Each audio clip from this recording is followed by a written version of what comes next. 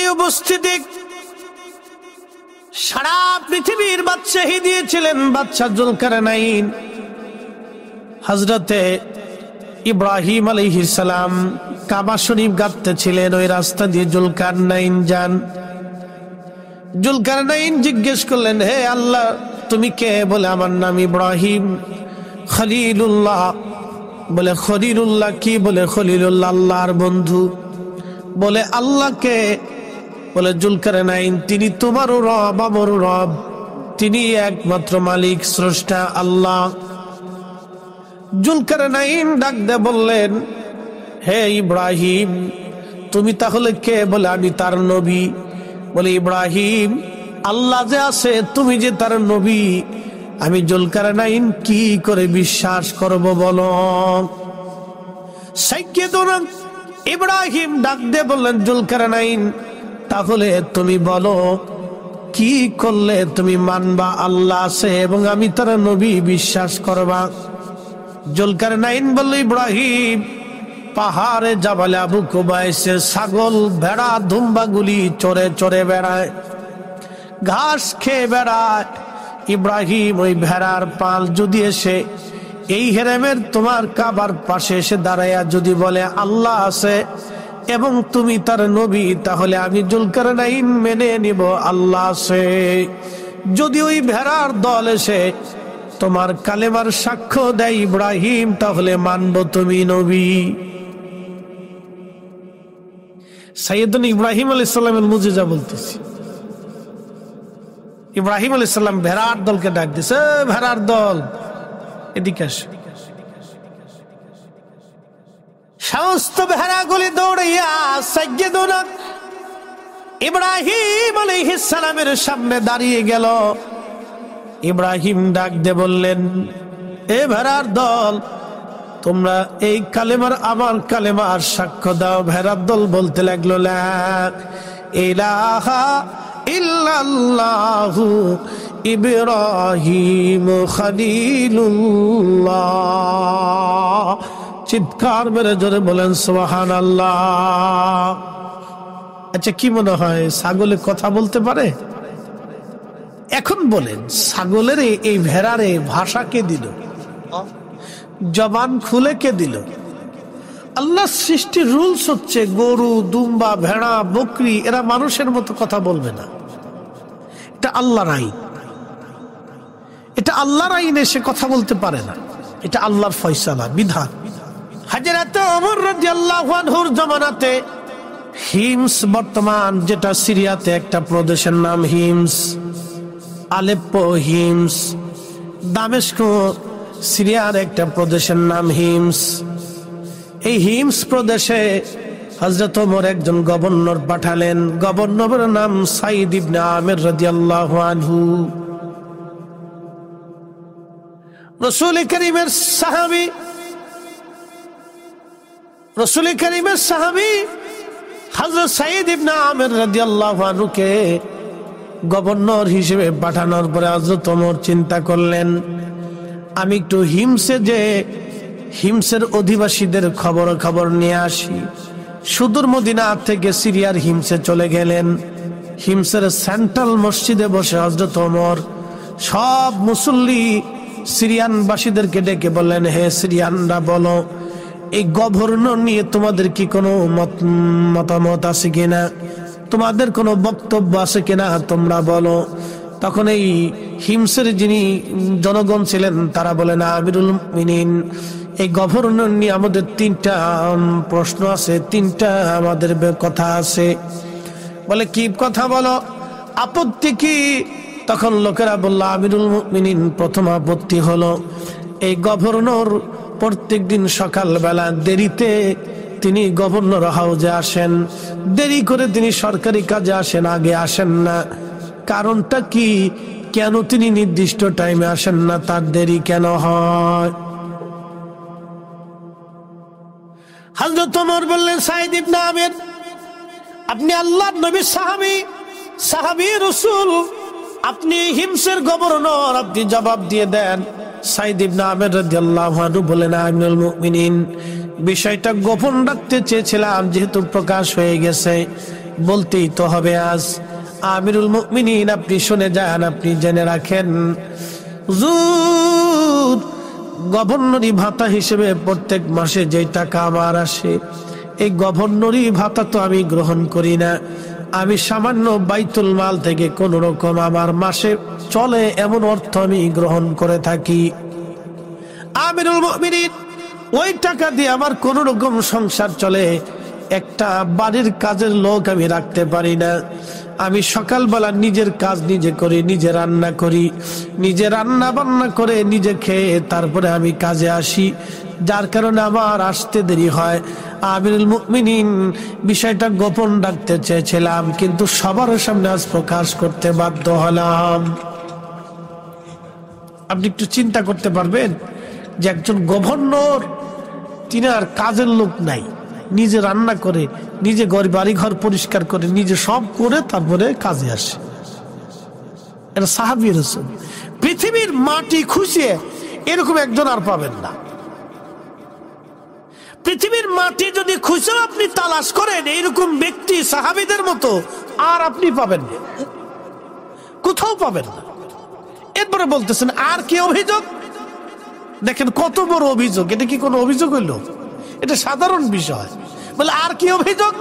বলে আর অভিযোগ হচ্ছে, সারা রাত্রি বেলা ভরে ডাকলে উনি ডাকে সাড়া দেন না, কারণটা কি? হযরত ওমর বললেন, সাঈদ ইবনে আমির, তুমি এবার জবাব দিয়ে দাও। নবী সাহাবী ডাক দিয়ে বলতেছে, আমিরুল মুমিনিন, বিষয়টা গোপন রাখতে চেয়েছিলাম, কিন্তু প্রকাশ করতে হলো আজ। আমিরুল মুমিনিন, সারাদিন জনগণের কাজ করি, মানুষের কাজ করি। সারাদিন মানুষের কাজ করার পরে রাত্রিবেলা একটু সুযোগ হয় বিদায় আমি সারা রাত্র ভরে ভরে আল্লাহর ইবাদত করি। একবার জোরে বলা যাবে কে মারহাবা? আচ্ছা, কি বুঝলেন? যে লোকটা সারা রাত্র ইবাদত করে, তারে দিয়ে কি আমানতের খেয়ানতের কোন সম্ভাবনা আছে? এক চুল পরিমাণও নেই। এই জন্য ওই সময়কার মানুষ শ্রেষ্ঠ ছিল। রাসূল বলতেন, খায়রুল কুরুনি সুম্মাল্লাযীনা ইয়ালুনাহুম সুম্মাল্লাযীনা ইয়ালুনাহুম, আমার এবং আমার সাহাবীদের জমানা উত্তম, আমার পরে তাবিঈদের জমানা উত্তম, তারপরে তাবিঈদের জমানা উত্তম। এরপরে রাসূল বললেন, তারপরে শুধু ফিতনা ফিতনা ফিতনা ফিতনা ফিতনা, আসুলতানু জিল্লুল্লাহি ফিল আরদ। হে আমার উম্মত, শুনে রাখো, তারপরে রাজা বাদশারা আসবে, রাজা বাদশাদের কাছ থেকে ফিতনা ফাসাদ আসবে। আমার উম্মতরা তোমরা শোনো, আসুলতানু জিল্লুল্লাহি ফিল আরদ, আর শাসক গোষ্ঠীরা হচ্ছে জমিনে আল্লাহর ছায়া। আল্লাহ যেমন সবাইকে খাবার দেয়, ছায়া দেয়, নিরাপত্তা দেয়, হিন্দু, বৌদ্ধ, খ্রিস্টান, শিখ, নাসারা, জৈন, মাজুসি, মুসলিম সবাইকে যেমন আল্লাহ খাইতে দেয়, পড়তে দেয়, নিরাপত্তা দেয়, ওষুধ দেয়, চিকিৎসা দেয়, তো রাষ্ট্রপ্রধানরাও এইরকম তার দেশের নাগরিককে সবাইকে এইরকম নিরাপত্তা দিবে, খাদ্য দিবে, বাসস্থান দিবে, খাদ্যের নিরাপত্তা, চিকিৎসার নিরাপত্তা, রাস্তার নিরাপত্তা, ঘুমানোর নিরাপত্তা, বস্ত্রের নিরাপত্তা, সব সুযোগ সুবিধা নিরাপত্তা রাষ্ট্রের শাসকরা তাদেরকে দেবে। নবীর একজন সাহাবী ছিলেন সালমান ফারসি রাদিয়াল্লাহু আনহু, 250 বছর হায়াত পাইলেন। উনি ইরাকের একজন গভর্নর ছিলেন। সারা মাসে গভর্নরি ভাতা 6000 রিয়াল আসতো, 6000 দিরহাম আসতো, তৎকালীন জমানায় 6000 টাকা। যেদিন বেতন পাইতেন ওই দিন সকালবেলা সবাইকে ডেকে ফজরের নামাজের পরে ইরাকের সমস্ত গরিব মানুষদেরকে ডেকে ডেকে ডেকে ডেকে 6000 টাকা সব গরিব মানুষকে সমানভাবে বন্টন করে দিতেন। জোরে বলা যাবে না মারহাবা?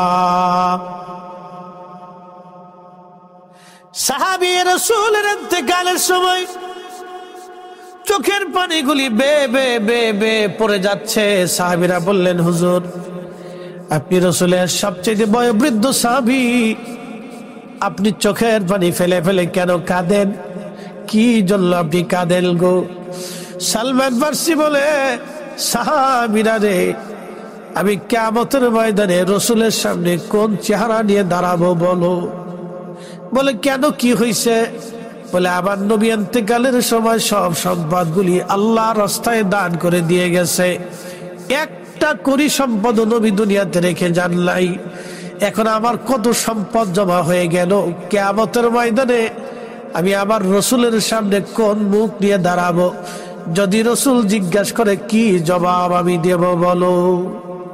তো সেই দিন আল্লাহ পাগলকে ডাক দিবেন, আরে পাগল, তুমি কেন দুনিয়াতে আমি আল্লাহর আইন মানো নাই, আমাকে খোদা বলে জানো নাই? পাগল বলবে ইয়া রাব্বি, আমারে পাগল বানাইছিলা, যদি পাগল না বানাইতা তাহলে অবশ্যই তোমাকে মেনে মেনে চলতাম।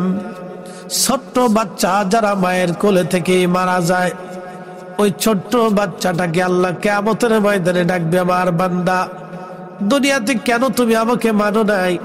ছোট্ট বাচ্চা বলবে ইয়া রাব্বি, বুঝারা বয়স হওয়ার আগেই তো নাবালেগ অবস্থায় তুমি আমাকে কবরে নিয়ে আসছো, তোমার দরবারে নিয়ে আসছো আল্লাহ।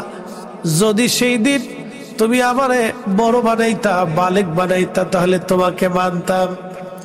জঙ্গলের ভিতরে জঙ্গলি বাহিনী যারা আছে, বড় মানুষ যারা আছে, ওই যে উপজাতি যারা আছে, যাদের কাছে কখনো কালেমার দাওয়াত পৌঁছায় নাই, তাদেরকে আমার রব বলবে, ও আমার বান্দারা, কেন তোমরা আমার কাছে মানো নাই, আমার কথা মানো নাই, আমাকে খোদা বলে জানো নাই? সেই সময় জঙ্গলিরা বলবে ইয়া রাব্বি, যদি আমাদের কাছে কালেমার দাওয়াত আসতো তাহলে আমরাও মেনে নিতাম। আল্লাহ, কেউ তো কালেমার দাওয়াত আনে নাই, সেই জন্য আমরা মানতে পারি নাই। সবার উত্তর সুন্দর। রব্বুল আলামিন বললেন, তাহলে আমি যা বলবো তোমরা কি মানবা? বলে হ্যাঁ রব, মানবো। তখনই আল্লাহ বলবেন, এ আমার বান্দারা, এ পাগল যারা দুনিয়াতে পাগল ছিল, এ শিশু তোমরা যারা শিশু খেলে আমার ডাকে চলে আসছো, এ জঙ্গলের প্রাণী মানুষগুলি তোমাদের কাছে যাদের কালেমার দাওয়াত পৌঁছায় নাই, আমি রব এখনই হুকুম দিলাম, তোমাদেরকে জাহান্নামী বানাইলাম, তোমরা জাহান্নামে চলে যাও। তখন একদল ছুট দিবে, দৌড় দিবে জাহান্নামের দিকে, এক দৌড়াইতে থাকবে, আর একদল দাঁড়ায় থাকবে। আল্লাহ বলবেন, তোমরা দৌড়া দিল না, হুকুম দিলাম জাহান্নামে যেতে, দাঁড়াই রইছো? বলি ইয়া রাব্বি, জাহান্নাম বড় কষ্টের জায়গা, কঠিন জায়গা, আল্লাহ ডর করে, আপনারে মাফ করে দাও। ঠিক কত বড় সিটার। আল্লাহ ডাক দিবে, হে বান্দা,